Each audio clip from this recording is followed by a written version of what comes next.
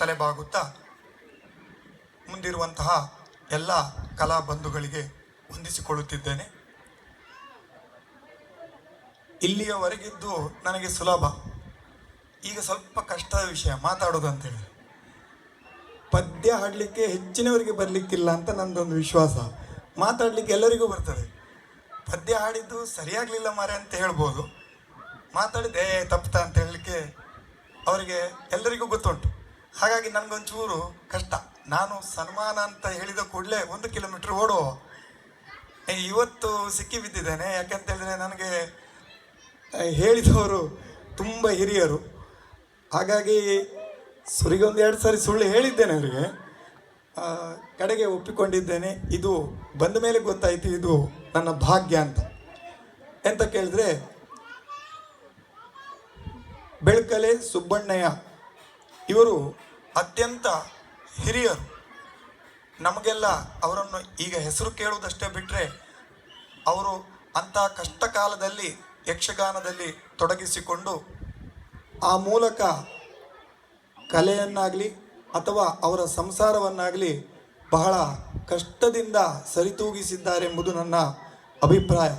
ಯಾಕಂತ ಹೇಳಿದರೆ, ಭಾಗವತರು ಹೇಳಿದ ಹಾಗೆ ಎಲ್ಲ ಕ್ಷೇತ್ರದಲ್ಲಿ ಕಷ್ಟ ನಷ್ಟ ಇದ್ದದ್ದು ಹೌದಾದ್ರೂ ಈ ಕಲೆಯ ಕ್ಷೇತ್ರದಲ್ಲಿ ಇದೊಂದು ವಿಚಿತ್ರ ಕಷ್ಟ ನಷ್ಟಗಳು.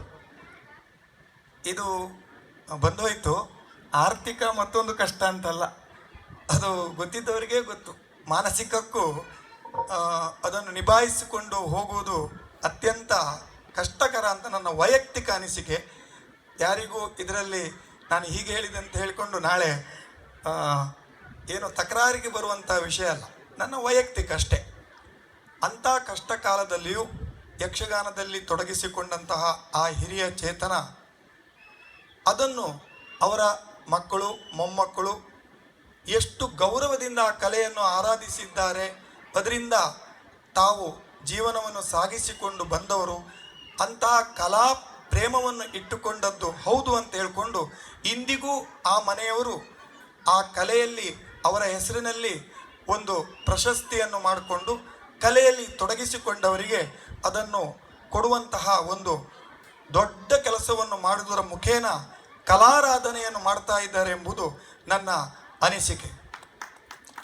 ಹಾಗಾಗಿ ಆ ಕುಟುಂಬಕ್ಕೆ, ಆ ಹಿರಿಯ ಅಗಲಿದಂತಹ ಹಿರಿಯ ಚೇತನಕ್ಕೂ ಕೂಡ ಕಲಾಮಾತೆ ಎಲ್ಲ ಇಷ್ಟಾರ್ಥಗಳನ್ನು ಈಡೇರಿಸಲಿ ಅಂತ ಹೇಳಿ ನಾನು ದೇವರಲ್ಲಿ ಬೇಡಿಕೊಳ್ತಾ ಇದ್ದೇನೆ. ಹಾಗೆಯೇ ಅವರಿಗೆ ಕೃತಜ್ಞತೆಗಳನ್ನು ಸಲ್ಲಿಸ್ತಾ ಇದ್ದೇನೆ. ಮತ್ತೊಂದು ಸಂತೋಷ ಅಂತ ಹೇಳಿದರೆ, ಇಂತಹ ಹಿರಿಯರ ಒಂದು ಸಮ್ಮುಖದಲ್ಲಿ ಸನ್ಮಾನಗೊಂಡದ್ದು. ಅದರಲ್ಲೂ ನಮ್ಮ ಸಾಲಿಗ್ರಾಮ ಮೇಳ ಅಂತ ಹೇಳಿದರೆ, ನಾನು ಕಾಳಿಂಗನವರನ್ನೆಲ್ಲ ಅಷ್ಟೆಲ್ಲ ನೋಡಿದವರಲ್ಲ, ಒಂದು ಸರಿ ನೋಡಿದ ನೆನಪು. ನನಗೆ ಚಿತ್ತಪಟಲದಲ್ಲಿರೋದು ಸಾಲಿಗ್ರಾಮ ಮೇಳ ಇದ್ದರೆ ಮೈಯರು. ಅಂಥವರ ಒಂದು ಸಮ್ಮುಖದಲ್ಲಿ ಅಥವಾ ಜೊತೆಗೆ ಸನ್ಮಾನಿಸಿದ್ದೀರಿ. ಹಾಗಾಗಿ ತುಂಬ ಸಂತೋಷಗೊಂಡಿದ್ದೇನೆ. ಮುಂದೆಯೂ ತಮ್ಮಿಂದ ಇಂಥ ಕಲಾರಾಧನೆ, ಕಲಾ ಸೇವೆ ಮಾಡುವಂಥ ಎಲ್ಲ ಶಕ್ತಿಯನ್ನು ಕುಟುಂಬಕ್ಕೆ ಕೊಡಲಿ. ಶಿವಪ್ರಸಾದಣ್ಣನಿಗೂ ದೇವರು ಒಳ್ಳೆಯದು ಮಾಡಲಿ. ಅವರ ಮದುವೆಯ ಆದ ದಿವಸ ಅವರಿಗೂ ಅವರ ಕುಟುಂಬಕ್ಕೂ ದೇವರು ಒಳ್ಳೆಯದು ಮಾಡಲಿ ಅಂತ ಹೇಳಿಕೊಂಡು ನನ್ನೆರಡು ಮಾತುಗಳನ್ನು ಮುಗಿಸ್ತೇನೆ. ತಪ್ಪಿದ್ರೆ ಕ್ಷಮಿಸಿ. ವಂದನೆ. ನಮಗದು ಇಷ್ಟ ಇದ್ದರೆ ಆ ಕಷ್ಟ ಅದು ಕಷ್ಟವಾಗಿ ಪರಿಣಮಿಸುವುದಿಲ್ಲ. ಭಾಗವತರೆ, ಇನ್ನಷ್ಟು ಅದನ್ನು ಇಷ್ಟ ಮಾಡಿಕೊಳ್ಳಿ, ಅದನ್ನು ಹತ್ತಿರ ಮಾಡಿಕೊಳ್ಳಿ.